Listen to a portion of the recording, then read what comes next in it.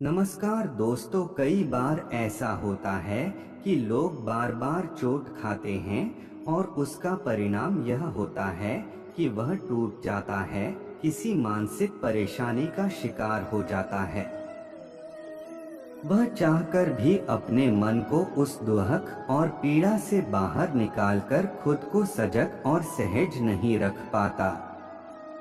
लेकिन ऐसी परिस्थिति उस व्यक्ति के नॉर्मल लाइफ के लिए खतरनाक है और ऐसे में उसे कुछ ऐसी चीजों का सहारा लेना चाहिए जिससे उसका मन स्थिर और हील रहे। यह कैसे किया जा सकता है? जो टूटा है उसे जोड़ा जा सकता है। किसी ने कहा है कि जो टूटा है उसे जोड़ा जा सकता है। जो दुख देता है उसे ठीक किया जा सकता है। चाहे कितना भी अंधेरा क्यों न हो, सूरज फिर उगेगा। ये बात सुनने में सच लग रही, लेकिन जब हम तकलीफ में होते हैं तो इस उम्मीद के साथ नहीं सोच पाते। किसी से बार बार चोट खाने से मन में उस व्यक्ति के प्रति केवल गुस्सा, अन्याय, निराशा, घृणा जैसा भाव रहता है, जिससे उस व्यक्ति का तो कुछ नहीं बिगड़ता, लेकिन हमारी सारी ऊर्जा इन नकारात्मक भावनाओं के चपेट में आकर सूख जाती है। मन अस्थिर और पीड़ा से भरा रहता है और हम खुद को पूरी तरह दुनियादारी से अलग कर लेते हैं। एक तरह से कहें तो मन पर एक चादर सी बिछा लेते हैं जिसके पार अपनी भलाई भी नहीं सोच पाते हैं। तो कोई बार बार मन को चोट पहुंचाए फिर भी खुद को सकारात्मक रख सकें, दुर्व्यवहार करने वाले के प्रति भी अच्छी भावना रख सकें, इसके लिए क्या करना जरूरी है, चलिए जानते हैं।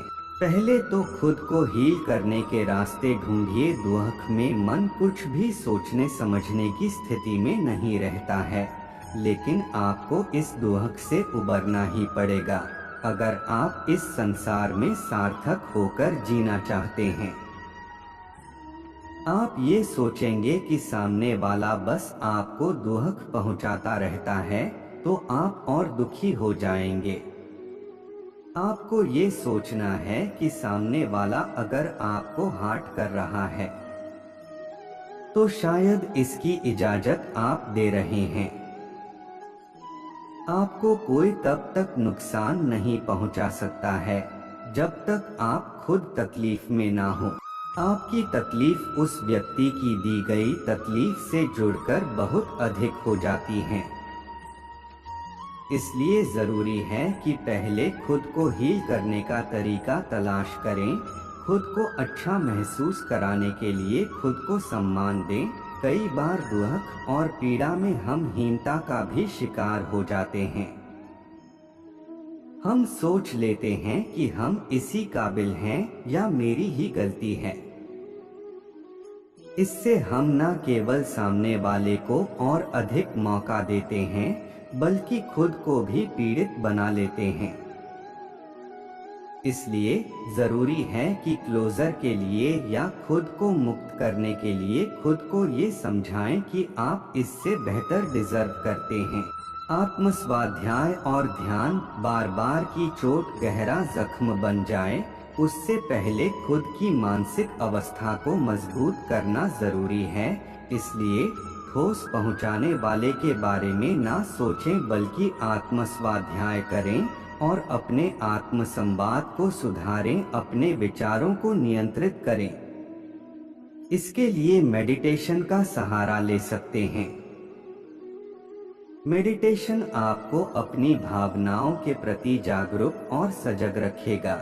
सहानुभूति और धैर्य। अपने जीवन के प्रति समर्पित रहें और धैर्य रखें।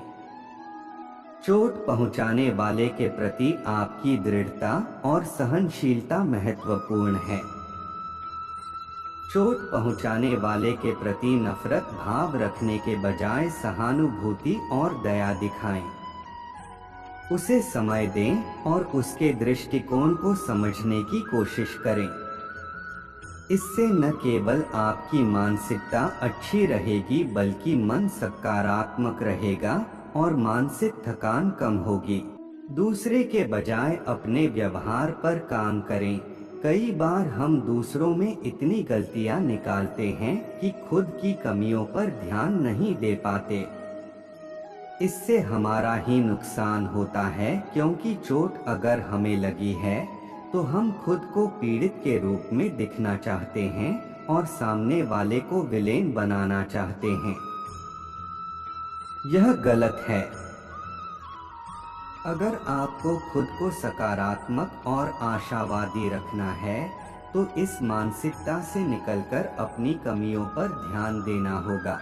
तभी आप पूर्ण रूप से आगे बढ़ पाएंगे और भविष्य में ऐसी परिस्थिति से लड़ा पाएंगे। जय श्री कृष्णा। राधे राधे।